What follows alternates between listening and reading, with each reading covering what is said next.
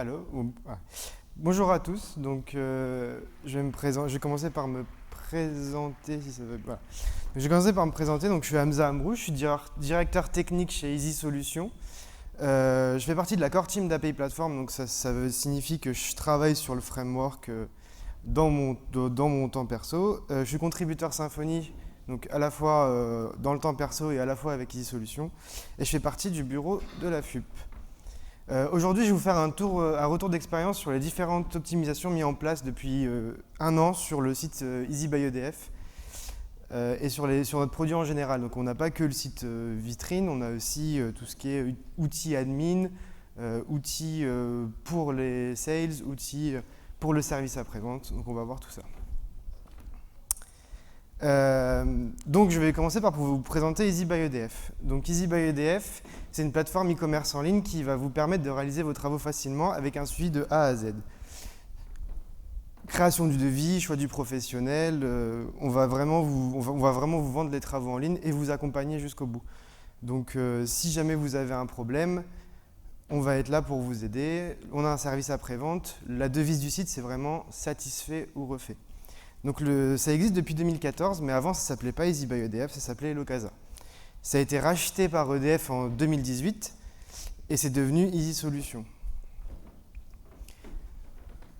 On crée la marketplace de demain pour EDF, donc ça signifie quoi? Ça signifie qu'on va vendre tous les services d'EDF, donc que ce soit l'entretien de chaudière avec Cham, que ce soit la pose de panneaux solaires avec ENR. Donc le but, vraiment, le futur, c'est être la marketplace d'EDF.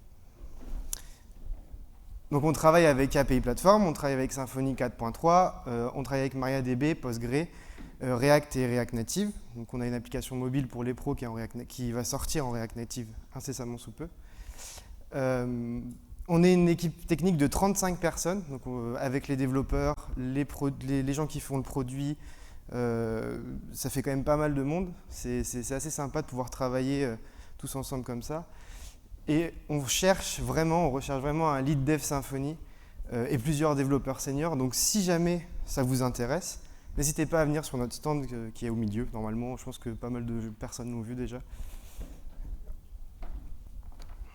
Donc voilà à quoi ça ressemble Easy by EDF. Donc ça, c'est notre site, c'est le site vitrine, c'est là où les clients vont faire leurs commandes. C'est vraiment, nous on travaille là-dessus, mais on a pas mal aussi d'outils autour.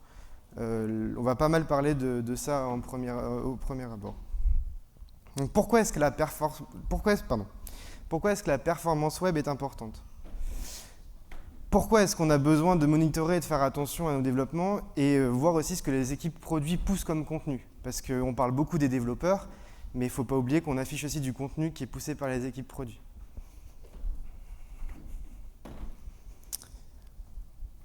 Donc, la performance web influe directement sur le business en impactant les taux de rebond, les pages vues et la conversion. J'ai pris deux exemples avec Amazon par exemple qui avait expliqué que s'il prenait plus une seconde de temps de chargement, il perdait presque 1,6 milliard de dollars directement. C'est instantané. Walmart c'est pareil, s'ils prennent plus 1% de chargement de leur page, ils prennent moins 2% des commandes. C'est vraiment très important de monitorer tout ça. Et chez nous, c'est encore plus important parce que la part du trafic a vraiment évolué. Maintenant, on a presque 80% de notre trafic qui est sur mobile, mobile et tablette, contrairement à juste 35% il y a un an. Donc là, l'évolution de nos utilisateurs nous montre vraiment qu'on est obligé de faire quelque chose. Donc là, on voit un petit graphe analytics. C'est vraiment on a travaillé énormément pour pouvoir avoir un même temps de chargement pour le desktop et le mobile. Donc si on regarde bien, en bleu c'est l'ordinateur, plus le temps passe et plus on essaye de réduire ce temps de chargement. Et quand on s'est rendu compte qu'on avait vraiment un trafic mobile qui avait énormément augmenté, on a vraiment mis tous nos développeurs, toutes nos ressources sur l'optimisation du mobile. Donc on voit bien qu'au départ, le mobile était presque à 10 secondes et on arrive, donc la courbe verte, on était très haut, on redescend et là maintenant on essaie de stabiliser ça pour que ce soit à peu près au même niveau que le desktop. Donc sachant que ces courbes-là prennent en compte vraiment le temps utilisateur fini. Donc ça prend aussi en compte typiquement tout ce qui va être bas débit, etc. Donc c'est vraiment c'est Analytics qui calcule ça. Hop. Pardon. Donc comme je disais, on passe d'une moyenne de 10 secondes à une moyenne de 5 secondes sur desktop en un an. On passe d'une moyenne de 10 secondes à 5 secondes sur mobile en un peu moins de temps parce qu'on a vraiment beaucoup travaillé sur le mobile pour que ce soit le cas. Et ça se voit tout de suite en fait, on a plus 20% sur nos taux de conversion. Donc c'est vraiment quelque chose qui est... on essaye vraiment quand on travaille là-dessus, on voit les effets directement. Et donc avec toutes ces informations en tête, il faut bien, à chaque fois il faut bien regarder les stats que vous avez, et si vous voyez que votre trafic est plus élevé sur mobile, ben, il y a vraiment un intérêt à travailler sur le mobile pour que ce soit vraiment optimisé. Pour l'instant, on n'a toujours pas touché au code. Donc comment est-ce qu'on voit ça? On a pas mal d'outils pour identifier tout ça chez nous. Donc quels sont les outils qui vont nous permettre de voir et surtout après d'optimiser, de travailler pour que ce soit de mieux en mieux. Donc là, ça va plus parler aux développeurs PHP. Là, moi, quand je vois ça, je vois que c'est vraiment petit, je pense. Je suis même pas sûr que ça se voit, mais il y a un petit problème ici, en fait. C'est tout en bas, là. Il y a tout le bar de Symfony qui est caché, en fait. Mais ça se voit pas bien parce que c'est tout en bas. Mais là, en fait, ici, ce que je veux montrer, c'est que moi, quand je suis arrivé chez Locasa, il y avait pas mal de devs qui bossaient avec la toolbar de Symfony cachée en bas du site. Ce qui fait que tous les développements que vous faites, vous ne voyez pas en fait si ça prend du temps, si ça utilise des requêtes SQL, si vous êtes toute cette partie-là, tout ça, vous ne le voyez pas en fait. Donc c'est hyper important, je pense, de vraiment travailler, de vraiment avoir ce profiler ouvert et de regarder ces informations parce qu'elles sont là tout le temps dans vos développements et elles sont hyper importantes. Donc les informations très importantes, le nombre de requêtes SQL, le time to first byte en mode dev, le file system, le cache. Tout ça, on peut voir très bien si les requêtes SQL sont cachées, on peut voir s'il y a des erreurs, on peut voir les deprecated, parce que même les deprecated, ça peut avoir une influence sur les perfs. Comme je disais, il faut vraiment garder ça toujours ouvert, à mon sens. Et pour moi, quand on a un très grand nombre de requêtes SQL et un très gros temps de chargement, c'est presque toujours synonyme d'un petit problème. Donc vraiment, c'est un petit rappel là-dessus. Le profiler de Symfony, c'est easy, mais ceci très important. Parce que c'est déjà inclus dans le framework quand on travaille avec.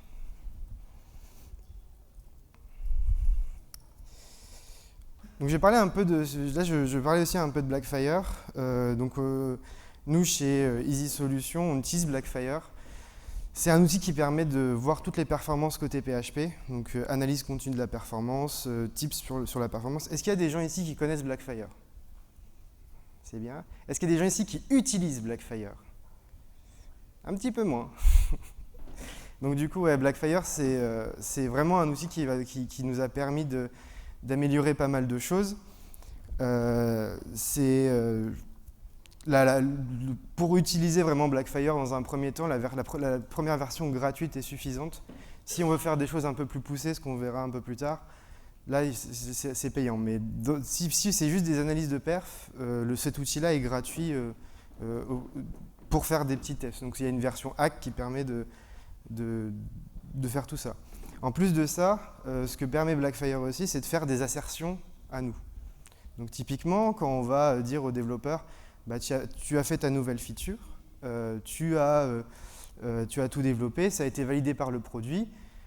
Maintenant, est-ce que tu peux nous faire une assertion Blackfire pour que si jamais il y a un développeur qui vient et qui modifie ça, qu'il n'augmente pas, prenons par exemple le nombre de requêtes SQL, qu'il n'augmente pas le nombre de requêtes SQL parce que ça a été défini comme tel, qu'il n'augmente pas le temps de chargement des pages, de la feature, tout ça. Donc on peut dire, pour ce call-là, donc imaginons checkout cart, pour ce call-là, ça ne doit pas faire plus de 50 requêtes SQL. Donc si ça fait plus de 50 requêtes SQL, il va y avoir une alerte qui va se lever.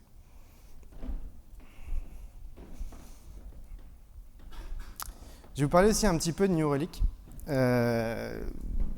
New Relic, c'est un outil qu'on utilise tous les jours, qui nous permet de monitorer en temps réel les performances du back. Donc on va là, cette courbe permet de voir un peu le temps de réponse du serveur en fonction des différents temps de réponse du serveur. Donc on sait qu'on a plus de 13% qui répond en moins de 300 millisecondes, ainsi de suite. Le but, c'est de vraiment réduire tous les temps de réponse qui sont supérieurs à 400 millisecondes. Le but, c'est vraiment que le serveur répond le plus rapidement possible. Donc ça, on parle bien sûr de la réponse serveur sans prendre en compte le cache, sans prendre en compte tout ça. C'est la réponse serveur brute.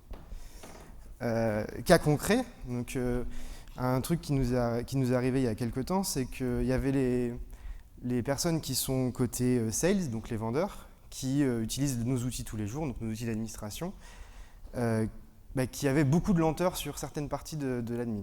Donc typiquement, ils sont venus nous voir dans le bureau, ils nous ont dit c'est un peu bizarre parce que d'habitude ça marche super bien, ça marche bien, et là maintenant on a vraiment des pertes de performance sur cette partie-là. Donc avec New Relic, on est capable de regarder le call qui est lent, de vérifier pourquoi c'est lent, quelles sont les requêtes SQL qui ont été modifiées, quand est-ce que ça a été modifié, donc quelle release a modifié ce comportement-là, donc si jamais on n'a pas réussi à le choper avec les tests que je parlais tout à l'heure, Blackfire, ou avec les tests unitaires et les tests fonctionnels, on peut très bien maintenant identifier ce souci-là, mettre du temps dessus et régler ces problèmes-là. Donc c'est quelque chose qui nous permet au jour le jour d'avoir de l'information sur tous les calls qu'on a et de pouvoir améliorer au fur et à mesure.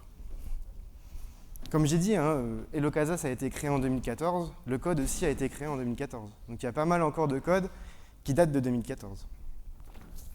Là, on va parler un peu plus des performances un peu front avec Lighthouse, qui va nous donner pas mal d'informations sur le temps global. Donc on va avoir à la fois le TTFB, donc le time to first byte, qui est différent de celui de New Relic parce que c'est sur des calls bien précis qui sont bien optimisés. Le First Meaningful Index qui va nous permettre de savoir quand est-ce que la page affiche quelque chose et à la fin, quand est-ce que la page est disponible. Donc toutes ces informations-là, on va les stocker dans un outil qui s'appelle, dans PostgreSQL et on va les afficher sous forme de graphique dans un outil qui s'appelle Metabase. Donc Lighthouse et Metabase nous permettent d'avoir des informations au jour le jour de tout ce qui se passe. Donc on lance des Lighthouse, on le stocke dans PostgreSQL et on l'affiche via Metabase.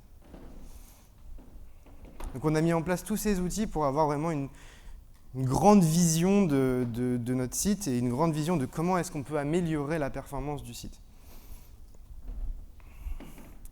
Encore un petit dernier outil, puis après on va rentrer un peu plus dans la technique. Il y a WebPageTest qui est un outil qui est bien, qu'on commence vraiment à utiliser en ce moment parce qu'on n'avait pas encore, tous les outils avant on l'utilise depuis assez longtemps, mais celui-là on ne le connaissait pas.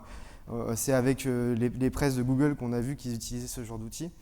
Donc cet outil-là, c'est un peu comme Lighthouse, mais avec des métriques un peu plus précis. Et dont un que j'aime beaucoup. Donc ça va être... voilà. Ça c'est le heatmap. En gros, c'est tous les appels externes que le site fait. Quand on a vu ça, on est parti voir le market, on a fait « Mais vous êtes sérieux ?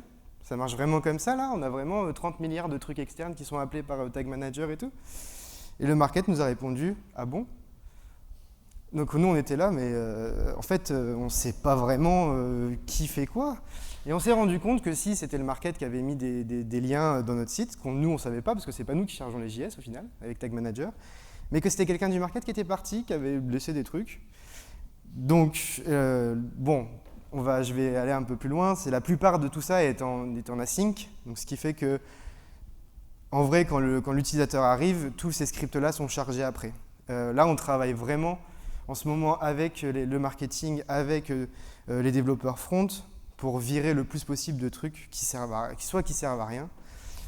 soit qui servent, mais qu'on pourrait peut-être déléguer un peu plus tard dans le load time. Donc ça parle... C'est vraiment parlant quand on voit ce genre de truc, c'est que je ne peux même pas l'afficher correctement parce que c'est trop grand, quoi. Donc ça, comme je disais, c'est WebPageTest, donc avec le request map qui permet de faire ça. je pense que tout le monde peut aller sur son site, lancer le request map et voir un petit peu ce qui se passe.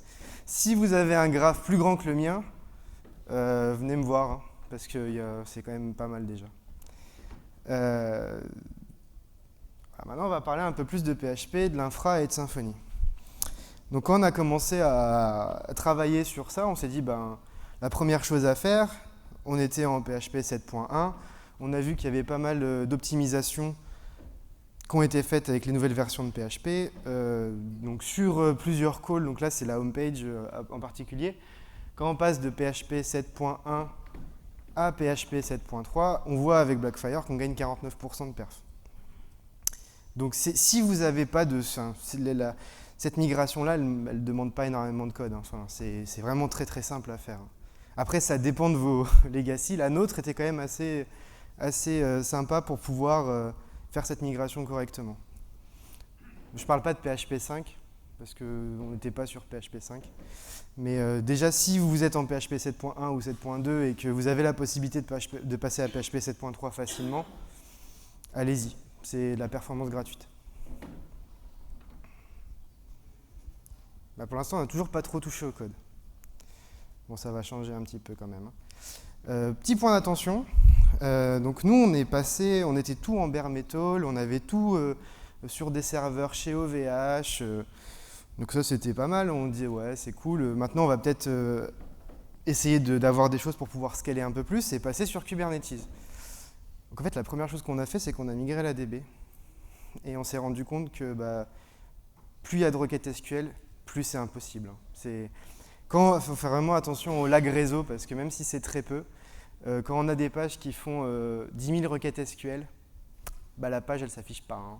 Et les utilisateurs, nos utilisateurs internes se demandent, c'est bizarre, vous n'avez pas mis en prod, vous n'avez rien changé, c'est super lent maintenant. Et là, c'est vraiment la première chose qu'on a fait, c'est on s'est dit, en fait, la migration de MariaDB qu'on avait chez OVH vers MariaDB dans AWS, c'était pas la bonne idée de le faire en premier. Donc on a pas mal bossé pour optimiser pour optimiser ces requêtes SQL, parce que on est revenu en arrière, on a tout optimisé, on est repassé, on a vu que c'était encore lent, puis après on est revenu en arrière. Et après, on a tout migré d'un coup, on s'est dit, ok, autant migrer directement sur Kubernetes avec MariaDB dans AWS, ce sera plus simple. Bon, là maintenant, on va devoir modifier du code. Je suis désolé, c'est un peu compliqué. Donc on a mis à jour Symfony 3.4 en 4.3. On s'est rendu compte qu'en fait, on avait un gain de 20% en général sur tout le site.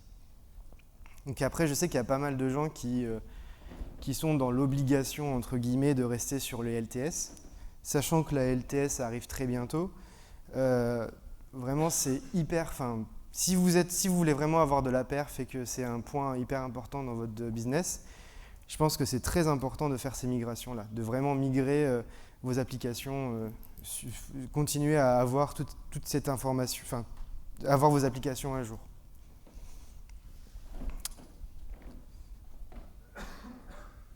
Donc on va commencer à migrer un petit peu à Legacy et faire un peu d'optime dessus. Parce qu'avec PHP, avec du code qui date d'assez longtemps, on se rend compte qu'il y a des choses qui marchent pas très bien, quoi.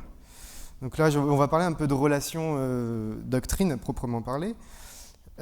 Typiquement, quand on a des objets qui ont pas mal de relations, et que plutôt que de aller tout chercher en faisant des joins, et juste en faisant des get, on est capable d'avoir à la fin 1600 requêtes SQL pour afficher 4 étoiles. Bon, c'est sympa 1600 requêtes SQL, mais au final, si on fait un join et qu'on fait des counts, on est capable de tomber ça à 35 requêtes SQL pour afficher beaucoup plus de choses.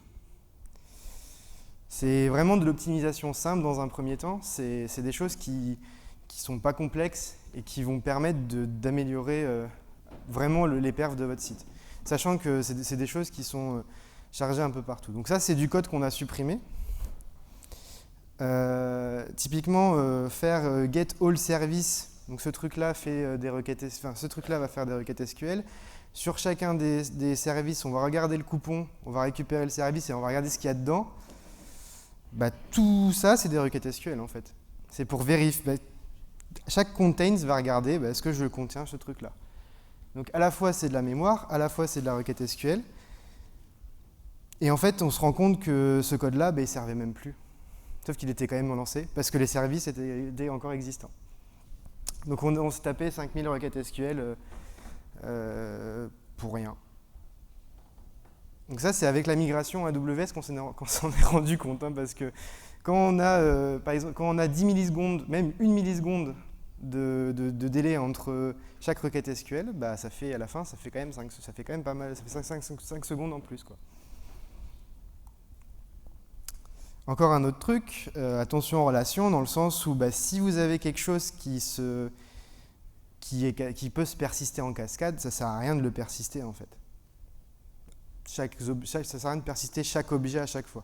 Parce que le persiste de tout va quand même tout mettre à jour. Sauf que là, si on fait quand même le get answer pricing, etc., on va quand même faire des requêtes SQL. On va faire des selects, on va aller chercher la data. Donc tout ça, ça a été supprimé aussi, c'est du code legacy. Ça, c'était vraiment les premières optimes qu'on a faites en relisant le code. Toujours pareil, attention aux relations. Si on a là, c'est vraiment de faire des joins en fait, tout simplement. Plutôt que d'utiliser les doctrines, on va chercher sur chacune des variations, sachant qu'il y a 1000 variations. Hein. On va chercher sur chacune des variations l'answer. Donc à chaque fois, on va faire une requête SQL. Puis après, on va chercher l'ID et le nom. Donc sur les 1000, on va faire 1000. Derrière, ce que ça fait, c'est que tout ça, si on fait juste une requête SQL en disant join tout ça, quand je récupère mon tableau, j'ai toute ma data, je n'ai pas besoin de faire ces requêtes en plus. Donc je supprime 1000 requêtes SQL d'un coup. C'est des petites choses comme ça qu'on a faites qui sont pas très... Enfin, comme vous voyez, c'est pas du code très long, c'est vraiment lire le code qui existe et avancer là-dessus. Alors là, je pense qu'il y a pas mal de gens qui vont se demander pourquoi est-ce que je vais parler de l'injection de dépendance ici. Est-ce que vous utilisez l'injection de dépendance dans Symfony?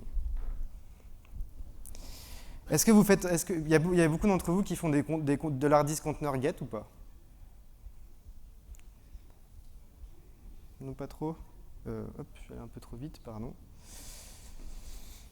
Donc en fait, on s'est rendu compte qu'en utilisant l'injection de dépendance et en ne plus utilisant les $get dans les contrôleurs ou injecter le conteneur de dépendance, juste là, le petit bout de code là comme ça fait gagner 13% sur la page de perf. C'est-à-dire que si on n'injecte pas le conteneur, si on ne va pas chercher les services dans le conteneur nous-mêmes, ça va plus vite en fait, parce qu'on n'injecte pas un truc qui est énorme. Sachant que c'était avant les services, sachant que c'est vraiment le conteneur de dépendance à proprement parler, c'est pas les conteneurs qui ont été les conteneurs avec peu de services dedans. Maintenant, on va parler un petit peu on continue avec la migration et la legacy, l'optimisation. On a fait quand même pas mal de transformations. Donc, qui dit legacy dit migration continue. Qui dit migration continue dit on transforme des anciens objets en nouveaux.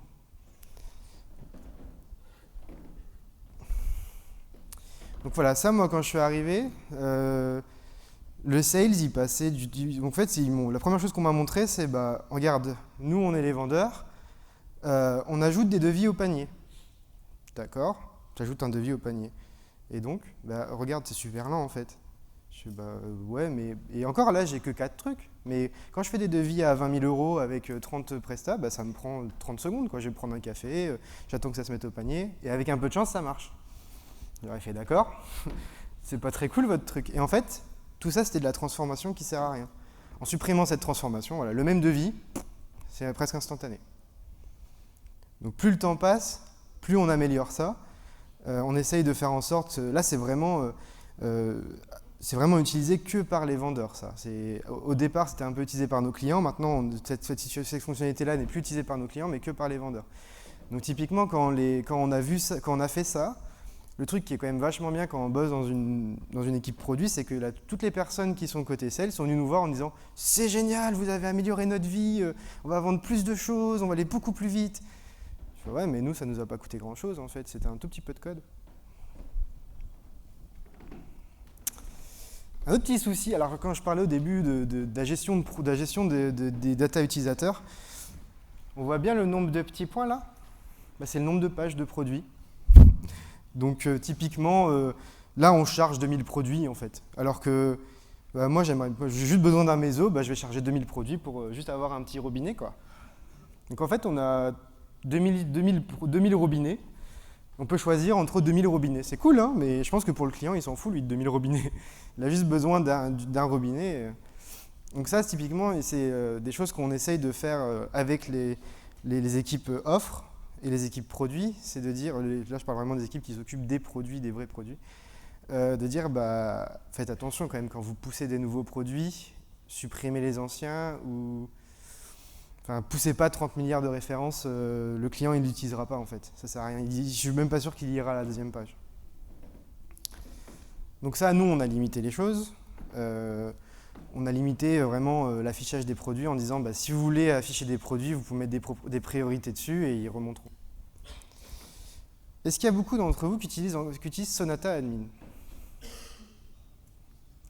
Ah, pas tant que ça.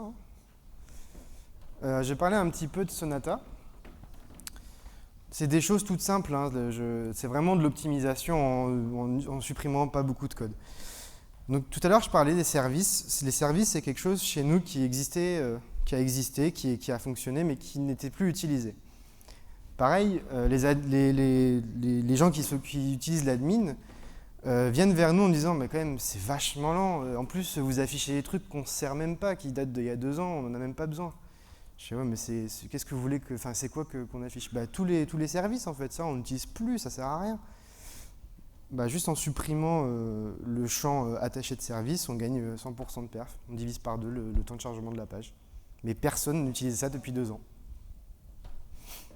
C'est des petites optimes comme ça. En fait, faut vraiment discuter avec les équipes qui utilisent les outils. Parce qu'au final, c'est eux qui utilisent les outils. Donc, c'est eux qui vont savoir à quoi servent les choses. Si jamais jamais on ne parle pas avec eux directement, ben on n'aurait jamais su que ça servait à rien. Au bout d'un moment, on s'en aurait rendu compte en supprimant les services, nous, côté tech, mais peut-être qu'ils seraient restés encore 6 mois comme ça, en fait, avec une page qui prend 10 secondes à charger, alors qu'au final, il n'y avait pas besoin. Hein. Et j'ai pas mis le nombre de requêtes SQL parce que c'était trop indécent. Encore un petit truc comme ça, bah, c'est pareil, quand on supprime d'autres services, on gagne de la perf. On n'a pas besoin d'afficher toutes les relations qui sont liées au service parce que ça ne sert plus. Donc on supprime tout ça et là aujourd'hui on a supprimé tout ce qui était en rapport avec les services et le legacy. Donc on fait plus aucune transformation. C'est aussi pour ça qu'on a gagné pas mal de perf parce qu'on charge moins de code. On fait moins de requêtes SQL, on a supprimé des relations qui ne servaient à rien, on a allégé notre DB, etc.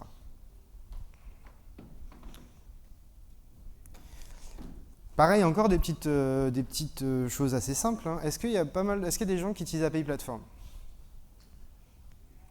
Est-ce qu'il y a des gens qui utilisent API Platform admin ou admin on rest?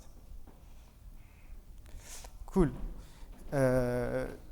Donc, si je vous montre ça, en gros, c'est vraiment hyper simple. Hein. C'est de spécifier qu'est-ce qu'on va montrer dans notre JSON. Donc là, typiquement, je dis juste, je n'affiche pas toutes les propriétés de mon matériel dans la liste, mais j'affiche que les trucs que j'ai besoin pour mes utilisateurs. Je filtre, en fait. Et ça file directement, c'est les groupes de serialisation de Symfony. Donc ça file directement en DB. Donc là, typiquement, j'allège mon JSON. Donc pour mes admins, c'est mieux. Pour l'affichage aussi, parce que c'est le même affichage qu'on utilise pour les admins et pour l'affichage des clients. Donc ça veut dire que le poids du JSON est moindre. C'est-à-dire que sur mobile, ça va plus vite. Partout, ça va plus vite, en fait. Et identifier ce qu'on a besoin d'afficher et ne pas tout afficher, c'est aussi hyper important.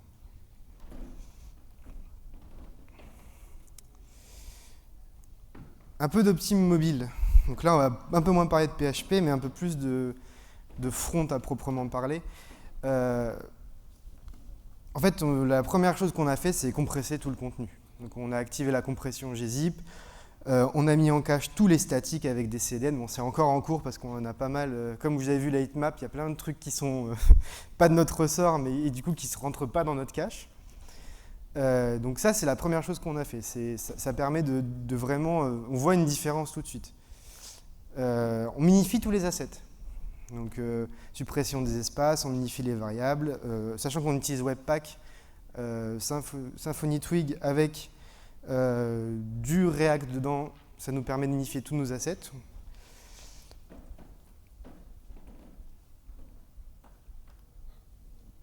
Nettoyer le code mort.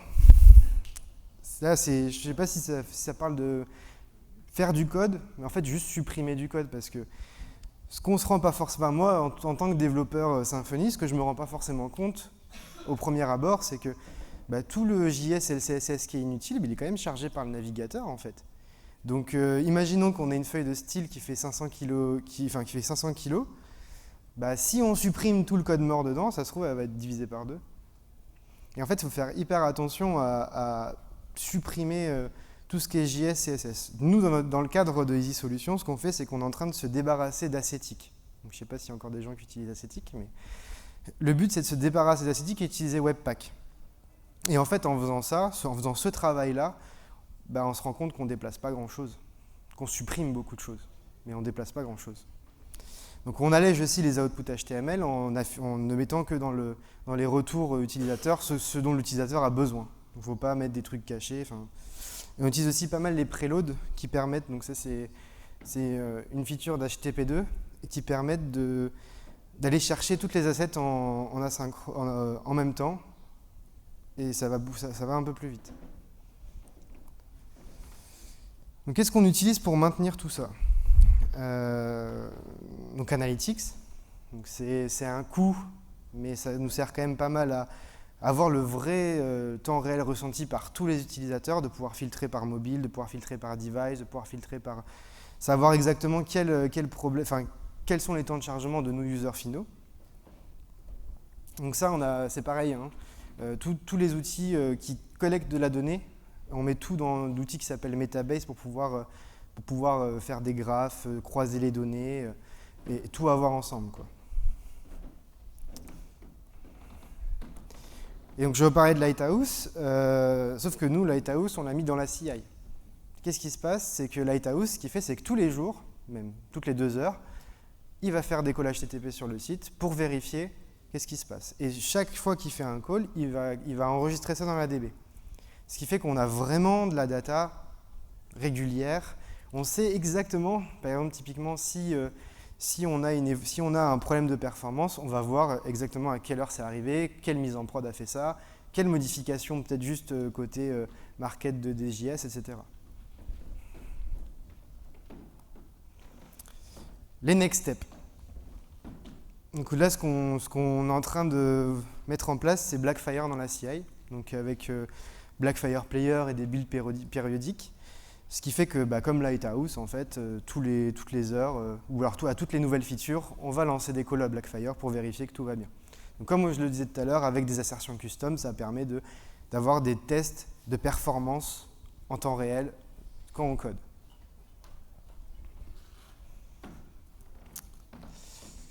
Et le dernier petit point, c'est l'amélioration des modèles. Donc, ça, je vous en ai parlé, c'est nous et l'Ocasa, ça date de 2014, donc on a beaucoup de choses qui ont énormément de responsabilités. Si on a des objets avec énormément de responsabilités, on est obligé de charger beaucoup de choses quand on affiche un de ces objets. Donc là, l'idée, c'est vraiment de repartir dans des modèles propres, clairs, avec une seule responsabilité. Donc devis, intervention, des rendez-vous, versus un objet qui contient tout. Merci à vous.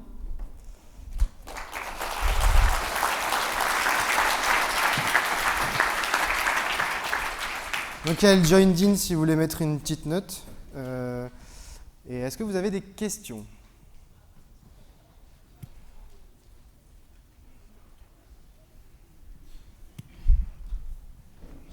Bonjour, merci pour la presse. J'ai une petite question. Ce que je trouve étonnant, c'est que c'est par la migration vers AWS de MySQL que vous êtes rendu compte des requêtes. Et quid de New Relic? C'est que vous l'aviez mis après la migration sur AWS? D'accord.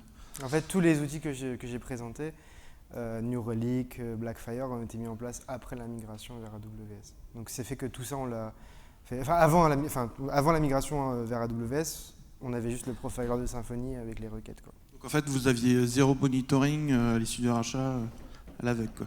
Non, on faisait des caches clear en prod.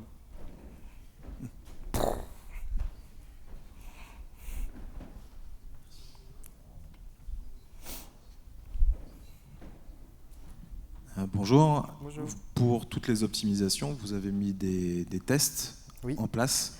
Vous avez dû passer beaucoup de temps pour tout d'abord tester, etc.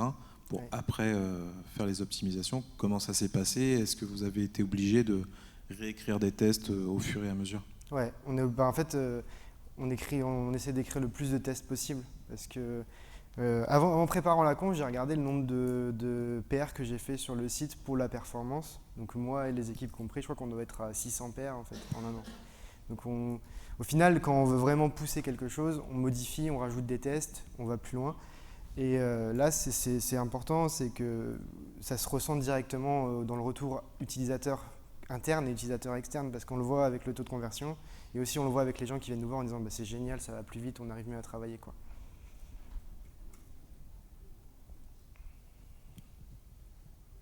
D'autres questions?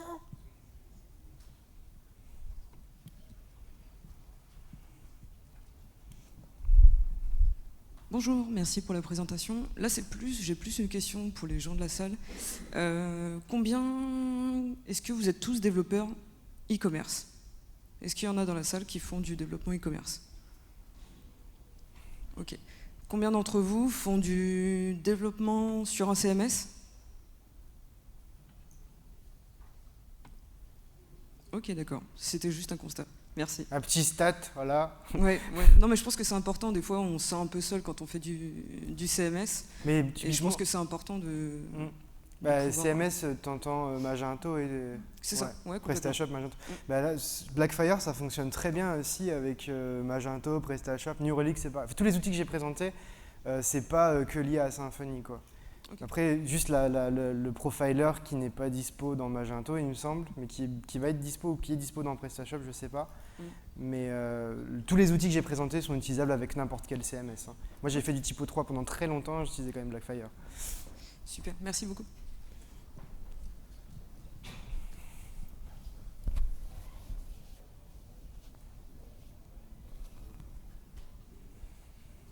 Et au niveau retour d'expérience, est-ce que vous avez vécu des grosses régressions, des grosses pertes de fonctionnalités, etc. Pas de fonctionnalité. Par contre, au fur et à mesure du développement, quand on implémente des nouvelles features, on se rend compte que de temps en temps, on a des pertes, on a des petites pertes en perf. Et après, des fois, on a des stats bizarres, on se dit, mais là, on a perdu 20% de perf. Mais en fait, non, c'est juste les équipes marketing qui font des tests AB. Et du coup, à chaque requête, on s'en bouffe 3. On se dit, bah merde. Ouais. En fait, on voit nos stats monter, descendre, on se dit, bah c'est bizarre quand même. Puis après, on va voir les gens, on dit, bah d'accord, vous auriez pu nous prévenir quand même avant, ça aurait été sympa. Et jamais de régression fonctionnelle? Non. Pour le Genre, coup, on enlève une fonctionnalité, c'est cool, ça va plus vite, puis 2 mois après, on fait, mais pourquoi ça, c'est plus alimenté, etc. Pas à ma connaissance. On a réussi à. Enfin, en fait, on a pas mal. Je crois que le plus de temps qu'on a passé quand on a fait ces optimes-là, ça a été à tester avec les product owners, en fait. C'est vraiment. Le but, c'était de ne pas perdre des choses. Donc, de ma mémoire, là, comme ça, je pense pas qu'on ait perdu grand-chose. Après, on pourra en rediscuter avec les PO qui sont pas très loin. Mais il me semble qu'on n'a pas trop perdu de choses, quoi.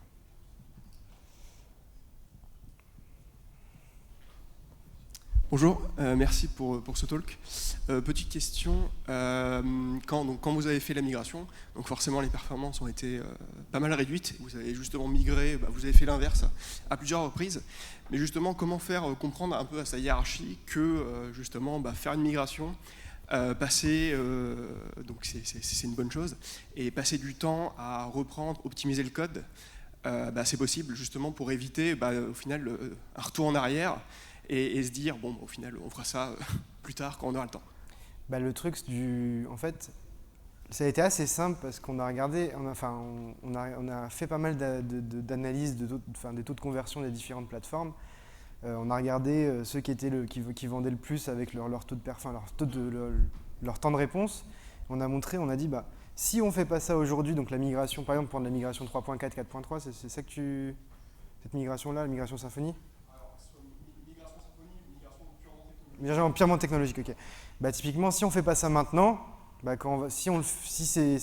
on va perdre du temps pour le faire plus tard parce qu'on aura beaucoup plus de trucs à faire vu qu'on aura encore ajouté des features. Moi, ce que j'ai fait comprendre, c'est que autant le faire maintenant que c'est simple. Donc j'ai analysé le truc, j'ai dit bon, on va y arriver, il y a pas mal de taf, mais on va le faire. En disant, bah, de toute manière, dans la boîte, moi quand je suis arrivé, on m'a toujours dit, vous avez 20% de votre temps pour faire de la R&D et pour faire des migrations et pour faire du clean de legacy. Parce que toute la boîte est au courant que le code, il y a des parties du code qu'on n'a pas envie de regarder en fait. Moi quand je suis arrivé, on m'a dit, bah, il y a un dossier là, ça s'appelle Hercule, tu regardes pas. SonarCube, ça marche pas dessus. J'ai dit, ah cool, je peux regarder. Bah, du coup j'ai regardé dedans en fait. Moi on me dit tu regardes pas, je regarde. Et là j'ai fait bon bah ok, c'est là qu'il y a des trucs à faire en fait. Donc toute la migration technologique, elle est aussi passée par essayer de ne pas rentrer dans des trucs bizarres où on regarde plus certaines parties du code parce qu'on a trop peur de toucher pour que ça pète tout quoi. Voilà. Merci, c'est fini.